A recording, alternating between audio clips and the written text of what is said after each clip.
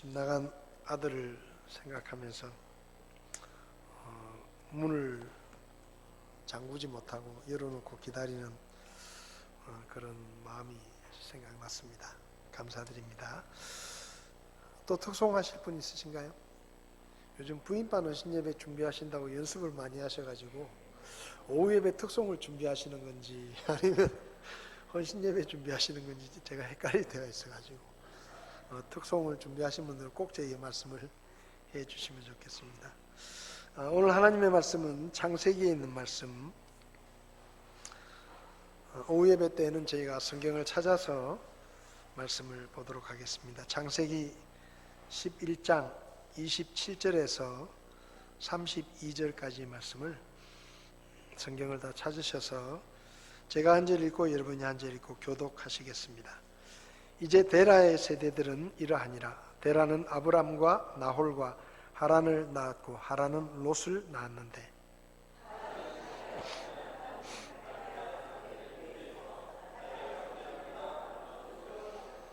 아브람과 나홀이 아내를 취하였는데 아브람의 아내의 이름은 사레이며 나홀의 아내의 이름은 밀가더라.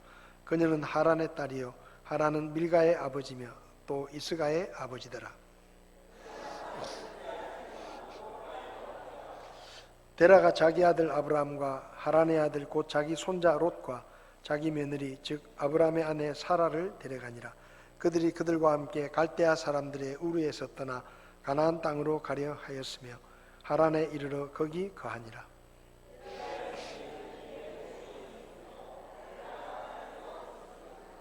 아멘. 잠깐 기도하겠습니다. 하나님 아버지, 이 오후 시간에도 하나님의 말씀을 통해 주의 교훈을 배우기를 원합니다. 저희들을 가르치시고 저희가 배울 뿐만 아니라 믿고 순종함으로 하나님의 뜻을 행하는 삶을 살게 도와주시옵소서. 부족한 종을 주님께서 쓰시고 오직 하나님의 말씀만 선포되게 도와주시옵소서. 예수님의 이름으로 기도했습니다. 아멘.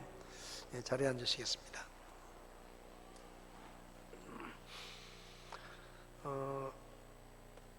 성경 역사를 보면 하나님께서 천지를 창조하시고 맨 마지막에 아담과 하와를 만드셨습니다. 하나님께서 사람을 만드실 때는 그냥 만드신 게 아니라 특별한 목적을 가지고 만드셨죠. 하나님과 교제하면서 하나님께 영광을 돌리고 또 하나님이 주시는 기쁨과 축복을 누리면서 하나님 앞에 감사하며 쉽게 말하면 하나님을 알아주는 그런 존재로 사람을 만드셨습니다.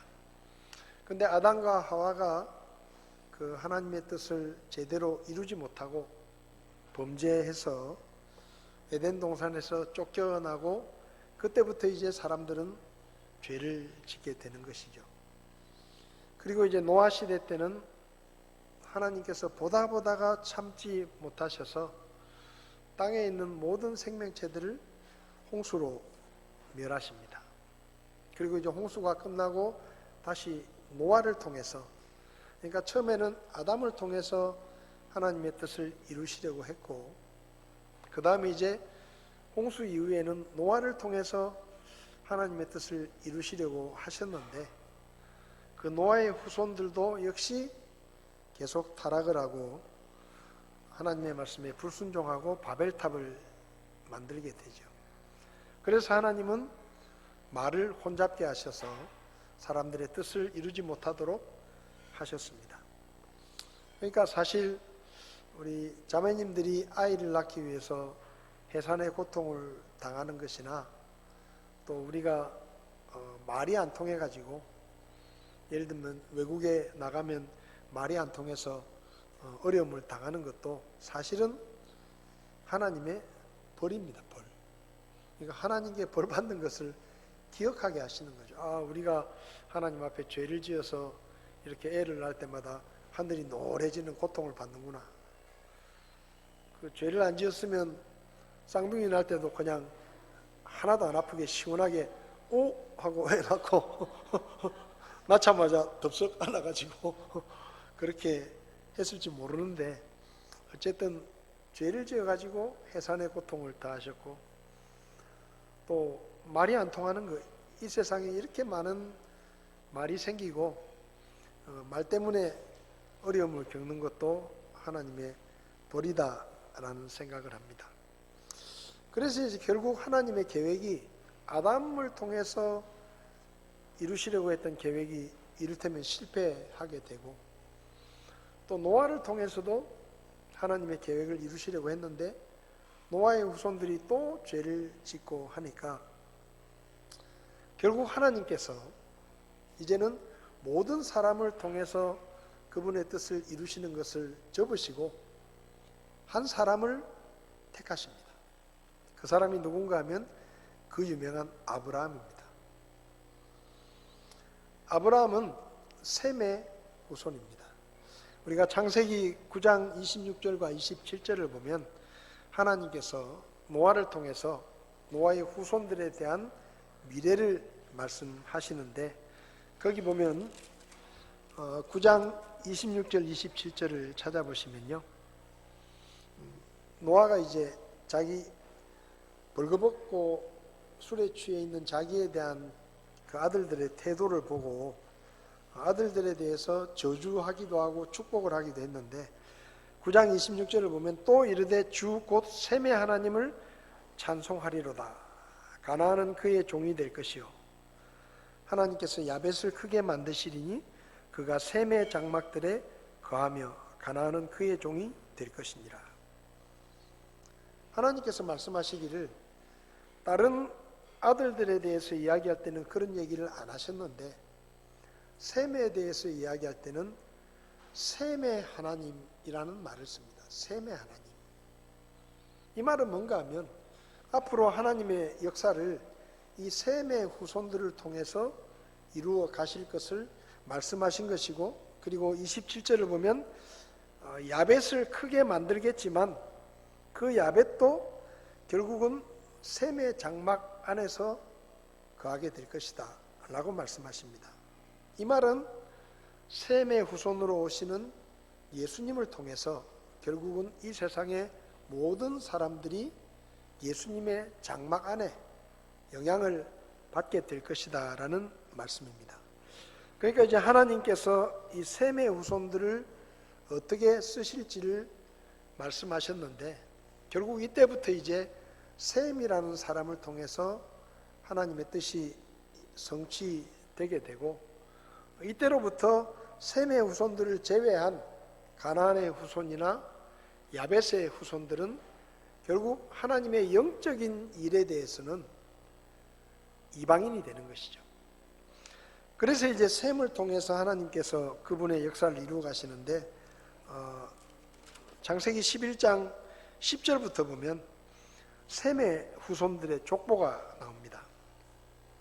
여기 보면 11장 10절에 셈의 세대들은 이러하니라. 셈은 100세 곧 홍수 뒤 2년이 지났을 때 아르박삿을 낳았고, 아르박삿을 낳은 뒤 500년을 살며 아들 딸들을 낳았으며, 아르박삿은 35년을 살며 살라를 낳았고, 살라를 낳은 뒤 403년을 살며 아들 딸들을 낳았으며, 이렇게 이제 계속됩니다. 그러니까 셈의 후손의 족보가 기록이 되어 있는데, 이 셈의 후손의 족보는 성경에 족보가 많이 나옵니다. 이 셈의 후손의 족보도 나오지만 창세기 5장에는 노아의 족보가 나오죠. 노아의 족보. 근데 그 족보가 다 똑같은 족보가 아니에요. 예를 들면 창세기 5장에 나오는 아담의 족보는 누가 누구를 낳고 죽었더라, 누가 누구를 낳고 죽었더라, 이렇게 기록이 되어 있습니다. 그러니까 어떤 사람이 누구에게서 태어났고 또 누구를 낳고 죽었더라 라고 기록이 되어 있어요. 근데 셈의 족보는 지금 어떻게 기록이 되어 있는가 하면 누가 누구를 낳았다, 죽었다는 얘기는 없습니다. 누가 누구를 낳았다, 누가 누구를 낳았다, 계속 이렇게 되어 있죠. 몇 년을 살면서 누구를 낳았다, 누구를 낳았다. 아브라함까지 연결되는 이 족보가 26절에도 데라는 70년을 살며 아브람과 나홀과 하란을 낳았더라. 그러니까 아담의 족보는 죽음의 족보입니다. 낳고 죽었더라. 낳고 죽었더라. 근데 셈의 족보는 낳고 죽었더라가 아니고 누구를 낳았더라.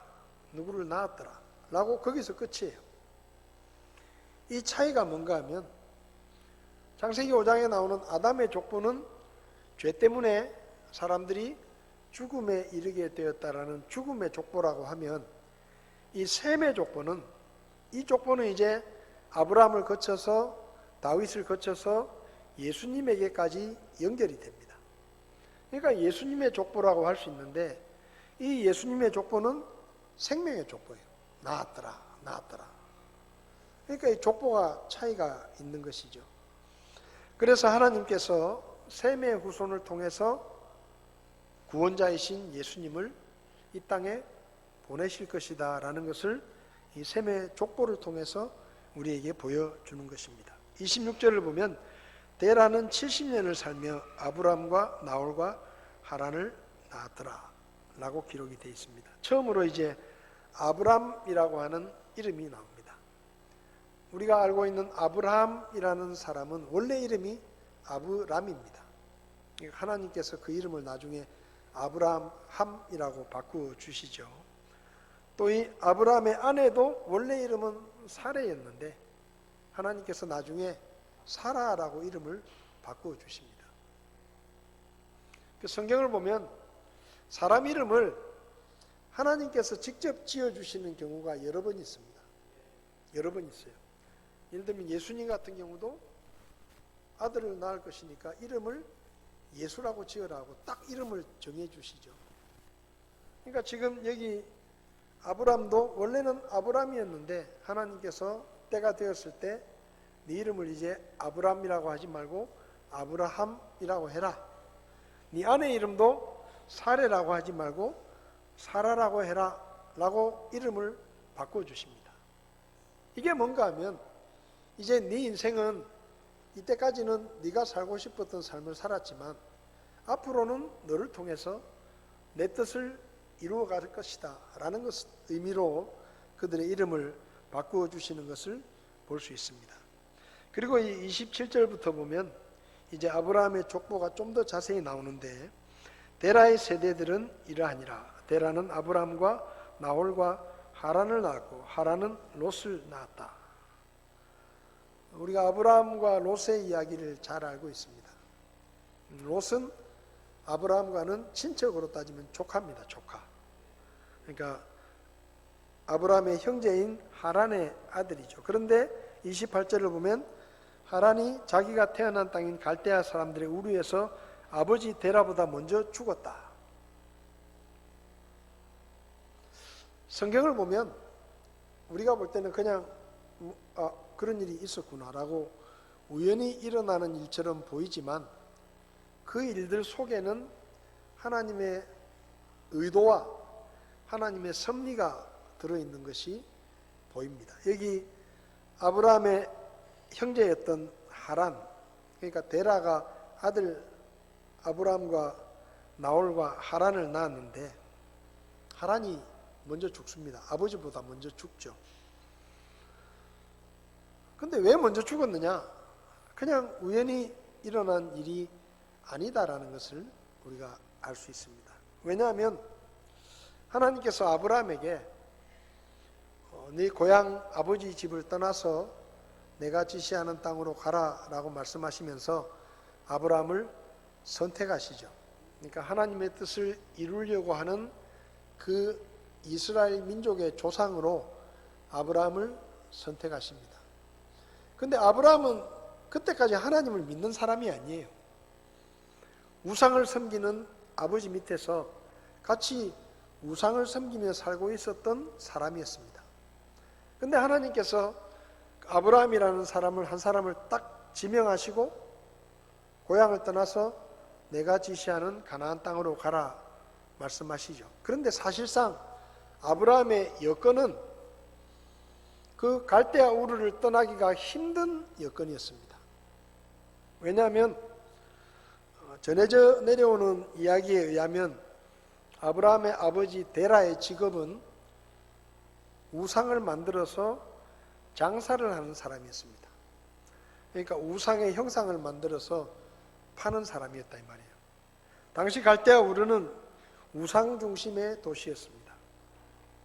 근데 이 아브라함의 아버지 데라는 우상을 섬기는 사람 중에서 좀 특별한 열심이 있어가지고 그 우상의 형상을 만들어서 사람들에게 판매하면서 상당한 재산을 가지고 있는 사람이었습니다. 그러니까 아버지가 지금 하고 있는 사업이 잘 되고 있는 거예요. 그리고 그 사업은 갈대아 우르에서만 할 수 있는 사업이었습니다. 왜냐하면 갈대아 우르가 우상의 중심지였기 때문에 사람들이 우상을 섬기러 갈대아 우르에 오고 그리고 거기서 우상의 형상을 만들어서 팔면서 장사가 잘 됐어요. 그러니까 아브라함이 아버지에게 아버지 우리가 여길 떠납시다 라고 하나님에게 들은 말을 이야기하더라도 사실상 아버지는 떠나고 싶은 마음이 없는 거예요. 근데 문제가 생겼는데 아들이 아버지보다 먼저 죽습니다. 자, 생각해 보세요. 우상을 열심히 섬기는 사람입니다. 그리고 그 형상을 만들어서 파는 사람이에요. 그러면 사람들 입장에서 우상을 만들어서 파는 가게가 여러 개 있었을 거 아닙니까? 그죠? 근데 그 사람들 생각에 우상을 열심히 믿고 섬기면 잘 살아야 돼요. 그렇잖아요. 신을 잘 믿고 잘 섬기니까 장사도 잘 되고 자식들도 잘 되고 집안도 잘 돼야 돼요. 근데 어느 날 그 우상의 형상을 만들어 파는 장사꾼들 중에 큰 손 중에 한 사람인 데라의 집에 아들이 갑자기 급사를 합니다. 죽은 거예요. 그러면 소문이 어떻게 돌겠어요? 소문이 어떻게 돌겠습니까? 저 사람은 평소에 신을 잘 섬기고 우상을 만들어서 파는 사람인데 사업이 잘 됐는데 어느 날 갑자기 그 집의 아들이 급사를 합니다. 그러면은 사람들 생각에 저 사람이 우리가 볼 때는 믿음이 좋은 사람 같은데 뭔가 신에게 잘못한 게 있으니까 저런 일이 벌어지는 게 아니겠어? 라고 소문이 도는 거예요. 그 다음에 또 하나는 아들이 하나 먼저 죽었어요. 근데 또 하나의 아들인 아브라함도 결혼을 했는데 세월이 지나도 애를 못 낳는 거예요. 10년이 지나도 애를 못 낳는 거예요. 20년이 지나도 애를 못 낳고. 자, 우상을 만드는 가게 주인의 집에 아들이 먼저 죽어나가고 그리고 또 남아있는 아들도 며느리를 봤는데 자식을 못 낳는 거예요. 그러면 이게 매출이 떨어지는 거예요. 매출이 떨어지는 겁니다. 왜냐하면 다른 집에 가서 사지. 다른 집들은 별일이 없으니까 저 집은 우리가 볼 때는 뭔가 우리가 믿는 신에게 복을 받는다고 생각했고 잘 믿는다고 생각했는데 소문을 들어보니까 그 집의 아들이 죽어나갔대 어느 날. 그리고 그 집 아들이 결혼을 했는데 몇십 년째 지금 애를 못 낳아. 대가 끊기게 생겼어. 그러면요 사람들이 뭔가 그 집에 문제가 있고 신에게 벌을 받아서 그런 일이 생긴다고 생각하는 거예요.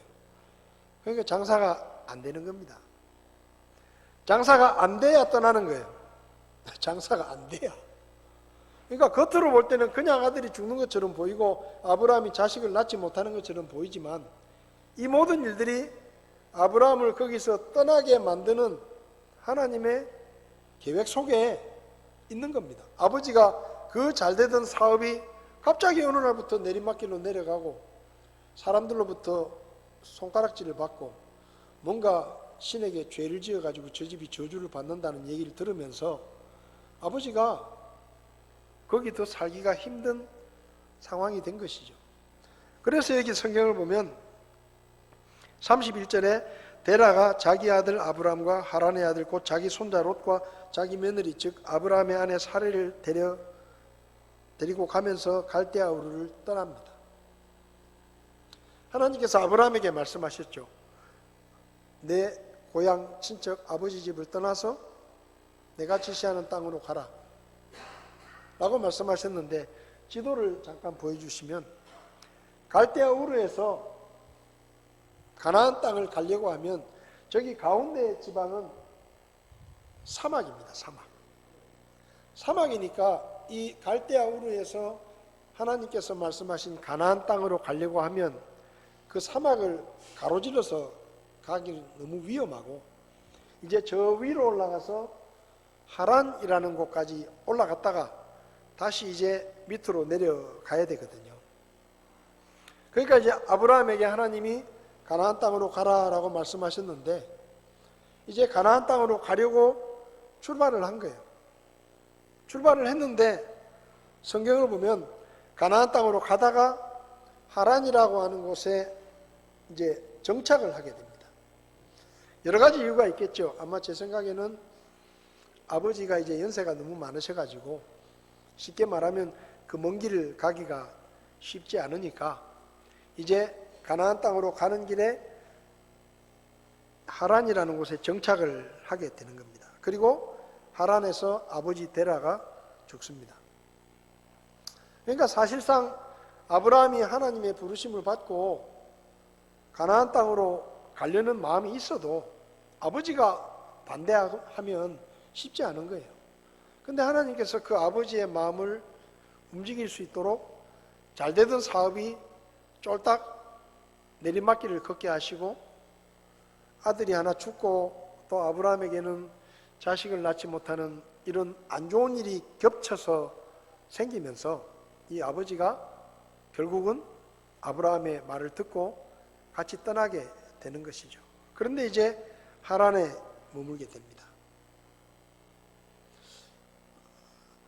우리는 이런 생각을 많이 합니다. 하나님께서 뭔가 나에게 말씀을 하시고 나에게 뭔가 하나님이 뜻을 보여주셨을 때 우리는 생각하기를 지금 여건이 좋지 않으니까, 지금 환경이 좋지 않으니까, 또 내가 너무 나이가 많으니까, 아니면 너무 늦은 것 같아서, 아니면 내가 가진 게 너무 없고 능력이 없는 것 같아서 하나님께서 우리에게 뭔가를 요구하실 때 우리가 망설일 때가 있어요. 제가 신학교 다닐 때 저하고 같이 공부했던 분 중에 연극을 하신 분이 있습니다. 연극. 그런데 연극을 하셨는데 이분이 그냥 연극을 하신 게 아니라 꽤 연극계에서 꽤 유명한 분이었어요. 그래가지고 이분이 당시에 밀양에서 예총 지부장까지 했었던 분입니다. 근데 이제 이분이 하나님의 부르심을 받은 거예요. 나이도 40대 중반이 돼가지고 그러니까 하나님께서 이제 하나님의 일을 부르시는 겁니다. 근데 이분이, 저는 사실 신학교 갈 때 제가 대학 졸업하고 뭐 군대도 갔다 오고 이래가지고 내가 신학교 가면 그래도 내 밑에 동생들이 좀 있겠지 하고 이제 생각을 하고 갔어요. 근데 신학교 입학식을 하는데 제가 막내예요. 제 동기생들이 거의 뭐 40대 중반 이런 분들이 이제 저하고 같이, 왜 그분들이 그때 왔는지 모르겠어요. 하여튼 전부 아저씨들이 다 제 동기예요. 그 기숙사 생활을 했거든요. 그 저는 생각하기를 그래도 내가 나이가 좀 들어서 가니까 기숙사 들어가면 내 동생들이 좀 있을 거니까 내가 좀 수월하겠지 생각을 했는데 이게 내가 막내예요. 그 기숙사 들어갔는데 다 형님들이야. 근데 그 예총 지부장을 하시다가 하나님의 부르심을 받고 신학교에 오신 분이 저한테 그런 얘기를 하시더라고요. 이 형제는 참 좋겠다. 왜냐하면 일찍 하나님의 부르심을 받아가지고 이렇게 신학교 오니까 참 좋다. 자기는 너무 세상에서 너무 많은 시간을 허비하고 하나님이 늦게 부르셔가지고 참 자기가 더 하나님을 일찍 알았으면 좋았을 뻔했다라고 이야기를 하시는데, 지금은 이제 그분이 하나님의 부르심을 받고 먼저 하나님의 나라에 가셨는데, 그러니까 우리는 하나님이 그렇게 부르실 때, 또 제가 신학교 다닐 때 제 동기 중에 또 어떤 분은 사업하시다 오신 분이 있어요. 사업을 꽤 크게 했어요. 돈을 많이 벌었습니다. 근데 이분은 학생 때 하나님의 부르심을 들었대요. 하나님께서 자기를 목회자로 부르시는 것 같다라는 부르심을 듣고 또 그렇게 하겠다고 헌신까지 했는데 어쨌든 이런저런 사정 때문에 신학교를 오지 못하고 사업을 시작해가지고 돈을 많이 벌었습니다. 돈을 많이 벌었는데 계속 마음속에 그래도 하나님이 나를 부르셨는데 내가 신학교를 언젠가 가긴 가야 되는데 이런 마음을 가지고 있었다는 거예요. 부담이 되더라는 거죠. 근데 어느 날부터 사업이 또 안 되기 시작하는 거예요. 사업이 점점 내림막길로 내려가는 거예요. 그 잘 되던 사업이 잘 안 되는 거예요. 그래서 이분이 속으로 생각하기를 하나님께서 나를 부르셨는데 내가 순종하지 않으니까 하나님이 이 사업이 잘 안 되게 하시는 것 같다 라고 받아들이고 사업을 접고 회사를 넘기고 신학교에 왔습니다. 무슨 얘기를 하는가 하면 하나님께서 우리를 부르실 때 우리는 이렇게 생각해요. 지금 여건이 안 좋으니까 뭔가 내가 이 일을 하기에는 능력이 없으니까 라고 생각하면서 주저하고 미룰 때가 많습니다. 머뭇거릴 때가 많아요. 근데 여러분 하나님께서 우리를 부르실 때는 다 알고 부르시는 거예요. 다 알고 우리의 여건이나 우리의 형편이나 이런 것들을 하나님이 다 알고 우리를 부르십니다. 그래서 하나님이 부르실 때 우리가 걱정할 필요가 없는 게 환경이 안 좋은데 어떻게 하지? 제 신학교 한 해 후배 형제 중에 한 형제가 이제 신학교를 졸업했는데 전도사 생활을 하다가 집안이 어려워가지고 그 형제가 자기는 이제 일단은 사역을 그만두고 돈을 벌어가지고 우리 집안 식구들을 먹여 살려야 되겠다. 그래서 내가 이제 신학교를 졸업했지만 앞으로 한 5년 정도는 돈을 벌어가지고 먼저 집안 식구들을 돌본 다음에 자기가 사역을 해야 되겠다. 그렇게 이야기를 하고 전도사를 그만두고 돈을 벌러 가더라고요. 지금까지도 안 와요. 지금까지도 안 와. 지금도 돈 벌고 있어요. 이거 무슨 얘기인가 하면 하나님께서 아브라함을 부르십니다. 고향 땅을 떠나라. 아브라함이 볼 때는 지금 떠날 형편이 아니에요. 아버지가 떠나자고 말할 것 같지 않아요. 내가 하나님의 말씀에 순종하고는 싶은데 여건이 지금 아닌 것 같아요. 근데 하나님께서 아브라함을 부르실 때 벌써 그 아버지가 아브라함과 같이 떠나도록 만드시는 겁니다. 환경을 만드시는 거예요. 그리고 아브라함이 떠나도록 인도하시는 거예요. 여러분 하나님께서 우리를 부르실 때 우리는 핑계가 많아요. 하나님 이것도 없고 저것도 없고 저는 너무 나이가 많고 늙었고 쟤는 이렇게 할 능력이 없고 돈도 없고 가진 것도 없고. 근데 그거 중요한 거 아니에요. 왜냐하면 하나님께서 부르실 때는 그분의 계획이 있는 것입니다. 아브라함을 부르실 때 그냥 아브라함을 선택하신 게 아니에요. 아브라함을 갈대아 우르에서 나올 수 있도록 그 아버지의 환경을 만드시고 아브라함이 그 길을 갈 수 있도록 여건을 만들어 주시는 분이 하나님이십니다.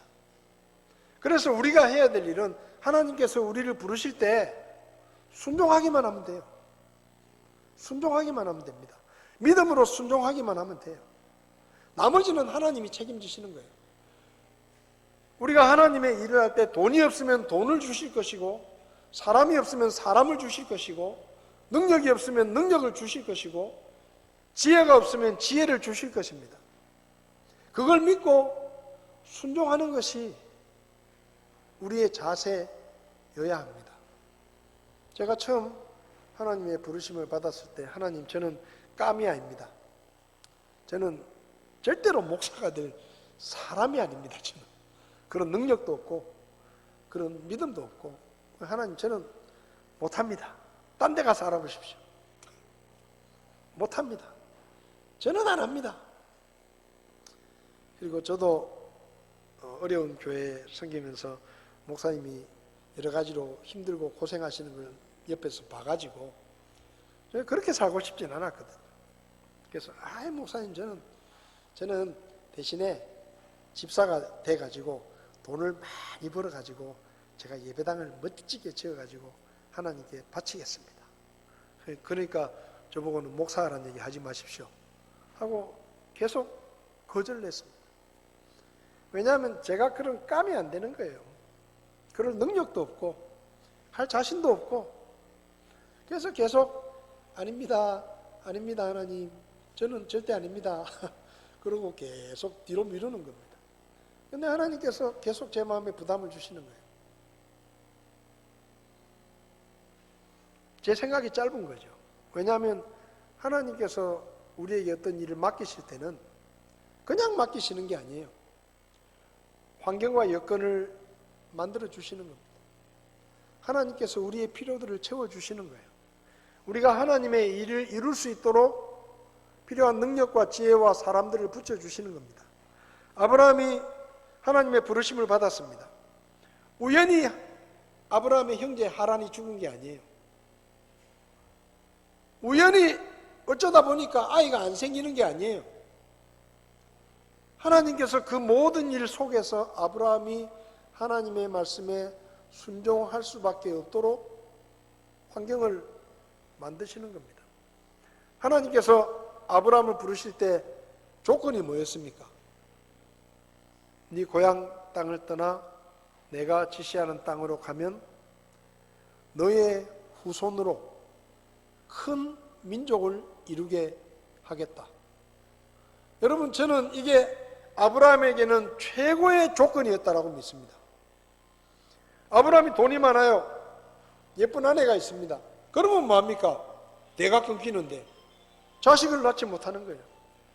그 당시에 그 고대 사회에서는 자식을 낳지 못하면 신의 저주를 받은 사람이에요. 그런 오해를 받는 거예요. 뭔가 하나님 앞에 죄를 지었구나. 신에게 죄를 지었구나. 근데 하나님께서 그 75세가 되도록 결혼을 해가지고 몇십 년이 지나도 자식을 낳지 못하는 아브라함에게 이렇게 제안하시는 겁니다. 내 말만 잘 들으면 자식 줄게. 그러니 아브라함의 귀에 그게 얼마나 솔깃했겠어요. 저는 아브라함이 춤을 추면서 떠났을 거라고 생각합니다. 춤을 추면서. 그 손해볼 거 없는 거래예요, 거래. 자식을 주시겠다고 하잖아요. 그러니까 하나님이 우리를 부르실 때, 우리가 여기 연세가 많이 드신 분들도 계시는데 이 나이에 내가 뭘 하겠나, 그런 생각할 필요 없어요. 하나님께서 여러분에게 뭔가를 이야기하시면 순종하시면 돼요. 여기 학생들, 청년들도 있는데 하나님께서 어느 날 나에게 그분의 계획을 말씀하시면, 아이고 하나님, 저는 돈도 없고 힘도 없고 능력도 없고 그렇게 생각할 필요 없어요.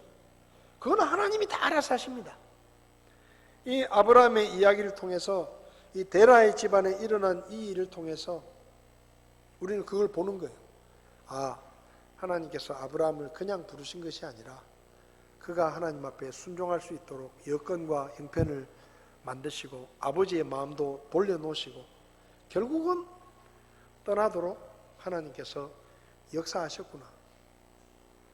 에서가 야곱을 죽이려고 달려옵니다. 400명을 데리고. 근데 하나님이 그 마음을 바꾸시는 거예요. 그러니까 여러분, 우리가 하나님께서 우리에게 무언가를 요구하실 때 돈이 없다, 힘이 없다, 이 핑계 저 핑계 대지 마시고 일단 믿음으로 한 걸음을 내디뎌 보십시오. 순종해 보십시오. 그러면 하나님께서 거기 길을 열어주시고 필요한 것들을 채워주시고 우리가 하나님의 뜻을 이루며 살 수 있도록 여건을 만들어 주시는 겁니다. 지금부터 하나님께서 여러분에게 무엇을 원하시는지를 귀담아 들으시고 가려내지 마시고, 하나님께서 여러분에게 뭔가를 말씀하시면 40대 중반에 너는 내 일을 해라, 종 지부장을 그만두고 얼마든지 편하게 살 수 있는데, 더 나은 삶을 살 수 있는데 그만두고 신학교에 오셨어요.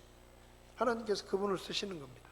저와 여러분들에게도 하나님이 우리에게 뭔가를, 그분의 계획을 말씀하실 때 두려워하지 마시고 주저하지 마시고 하나님의 말씀에 순종해서 주님의 뜻을 이루는 그런 삶을 우리가 살아갈 수 있기를 바랍니다. 기도하시겠습니다. 하나님 아버지, 구원받은 우리를 하나님의 나라로 데려가지 않으시고 이 땅에 남겨두시고 살게 하시는 것은 우리를 통해 주님의 뜻을 이루시기 원하신 것을 저희가 믿습니다. 하나님, 우리에게 주님의 뜻을 보여주실 때, 하나님께서 우리를 그분의 일을 위해 불러주실 때 우리가 주저하지 않고 믿음으로 순종할 수 있도록 저희를 도와주시기를 원합니다. 우상 숭배하던 아브라함을 부르셔서 믿음의 조상으로 세우셨던 그 위대하신 하나님께서 우리의 환경을 변화시키시고 우리를 다듬으시고 우리에게 지혜를 주시고 능력을 주셔서 하나님의 뜻을 이룰 수 있는 여건을 만들어 주신다는 것을 믿고 두려움 없이 주저함 없이 하나님의 말씀에 순종할 수 있게 저희를 도와주시옵소서. 다시 세상으로 나갑니다. 하나님이 우리와 함께 계심을 믿게 하시고 순간순간의 삶 속에 믿음의 선택으로 하나님을 기쁘시게 하는 순종의 삶이 되게 저희를 도와주시옵소서. 예수님의 이름으로 기도했습니다. 아멘.